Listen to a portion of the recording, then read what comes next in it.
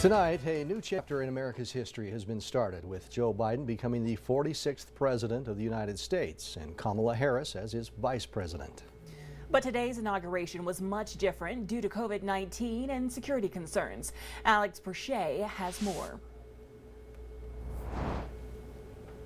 In his address, President Biden said that this is Democracy's Day, that we've learned again that democracy is precious, democracy is fragile. And at this hour, my friends, democracy has prevailed. It was perhaps the most unusual peaceful transfer of power in modern American history.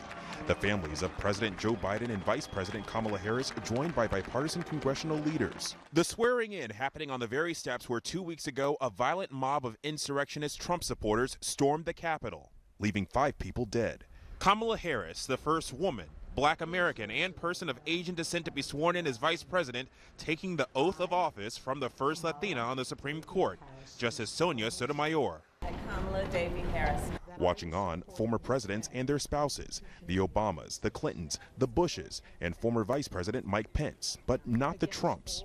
And then history. I, Joseph Robinette Biden Jr., do solemnly swear. Joe Biden swearing his oath of office, becoming the 46th president of the United States, his term beginning at one of the most troubled moments in American history. Biden takes over as the country grapples with the COVID-19 pandemic, a ravaged economy, a racial reckoning, and deep political divides. Biden focusing first on unity.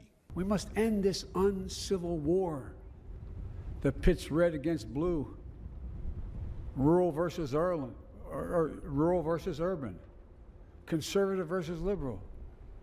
We can do this if we open our souls instead of hardening our hearts. Without ever mentioning his name, Biden appealing directly to angry Trump supporters, but also calling out the lies and mistruths that have divided the nation.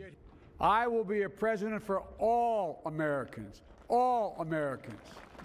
After the ceremonies, accompanied by 3 former presidents of both parties, the new president laying a wreath at Arlington National Cemetery, then entering the White House for the first time as chief executive. After walking an abbreviated parade route, Biden got right down to work, signing executive orders to undo some of his predecessors' actions, halting the construction of Trump's border wall and rejoining the Paris Climate Agreement. And Vice President Harris got right to work swearing in 3 new senators, cementing the new Democratic majority in the Senate. Alex Perche, ABC News, Capitol Hill. Reaction to Joe Biden's inauguration also came from here in Idaho. The Idaho Senate Majority Caucus released a statement saying, quote, "We pray for our leaders, President Biden and Vice President Harris, and our country as we move forward as one nation under God," end quote. Bannock County State Legislator James Ruchti weighed in on this historical day as well. Ruchti says he believes Joe Biden has brought a sense of unity in his remarks. I felt he struck the right tone. It was a message of hope and decency, things we can do different in the United States to try to do better for our citizens. We will have more local reaction to President Biden's inauguration tonight at 6 o'clock. Oh, this new administration already has its first in American history, but President Biden and Vice President Harris are not alone. Each of their families also come with their own set of firsts. Here's ABC's Rena Roy. As they walked into the U.S. Capitol to make history, they did so with purpose and style.